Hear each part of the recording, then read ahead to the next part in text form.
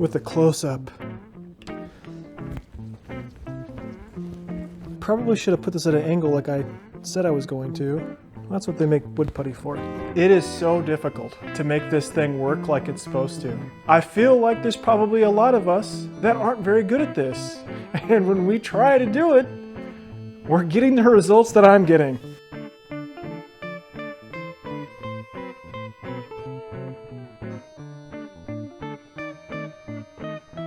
I need to get my legs kind of mapped out on this vanity that we're building here. First part that I'm going to do is come up with the angle that I need to set these posts at. So I've got my, what I got here, I'll make sure that's flat. So then I got this square, and then I'm going to just give it a little bit of an angle. So just a little bit of an angle, whatever that is, it doesn't really matter. And I'm going to lock it down in. As long as it's consistent, I'm kind of fine. Now I'm going to draw this out. I want to have the legs not interfere with how someone's actually going to use it. And I think the best way to do that is to have a little bit of a back set. I'm going to set this back a little bit, but I want it to be kind of like that, but at an angle. So I'm going to pull back from the edge. Let's do a measurement so it's official. And let's do, well, it's not quite straight on that side. Square here, and I know that one side's square, and I might need to back this up a little bit. I'm going to say that's my straight line.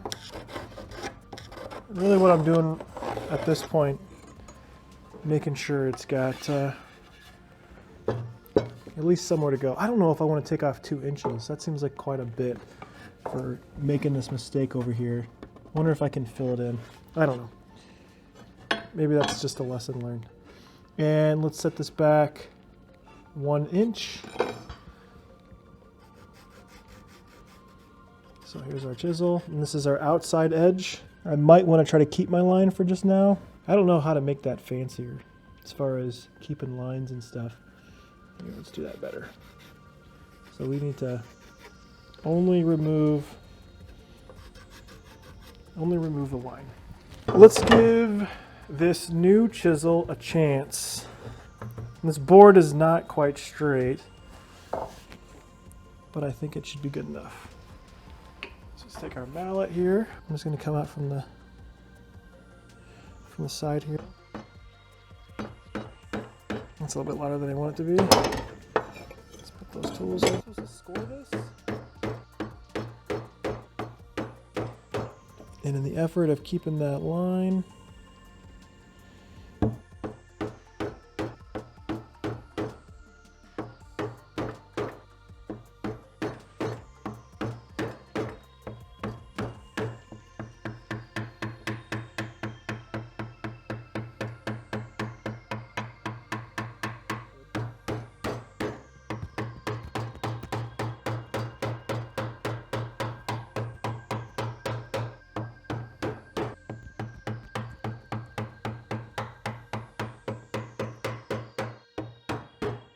this guy. This would be better if I had a workbench that kind of fit this style.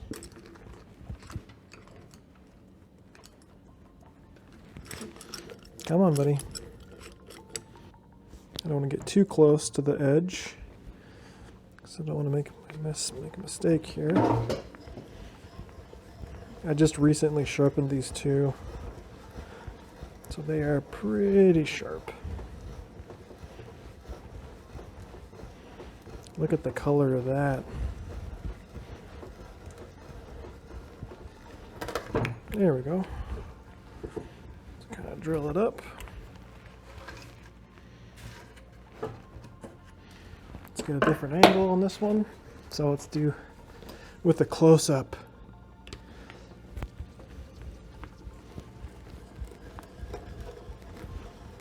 It's close to that edge of the other hole. Hopefully it doesn't kick over. Yeah, this is so sharp, it's not going to do that.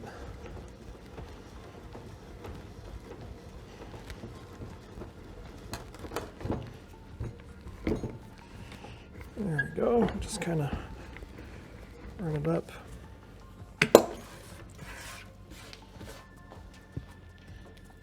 Looks good. Oh, that looks awesome, doesn't it? Now, I probably should have put this at an angle like I said I was going to. I think we still have time because I'm not quite on that edge. We can move some of this away. So let's go like this.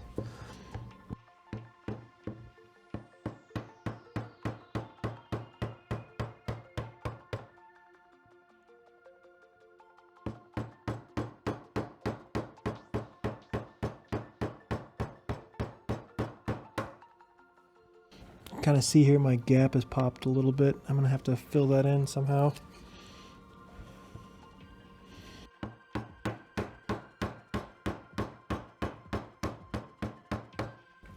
And like I said, I need to remember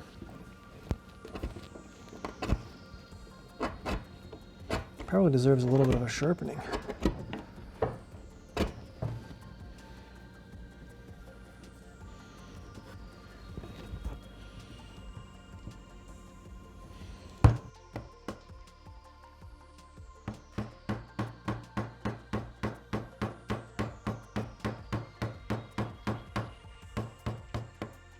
Yeah, it works out pretty good. Did I blow out the bottom? Yeah, I blew out the bottom. That's fantastic. Well, that'll be a glue project for sure.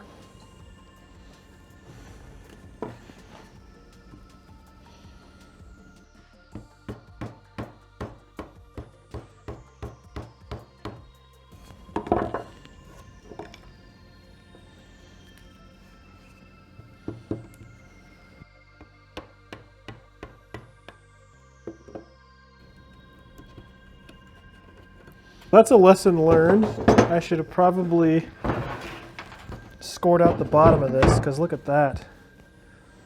That happens. That's what they make wood putty for. So let me think about this again and how this needs to work. This piece needs to go in like that at an angle. Oh, you know what? That pop isn't that bad. It's actually leaning out. It needs to lean out that way. So it actually is going the direction we need it to, which is good.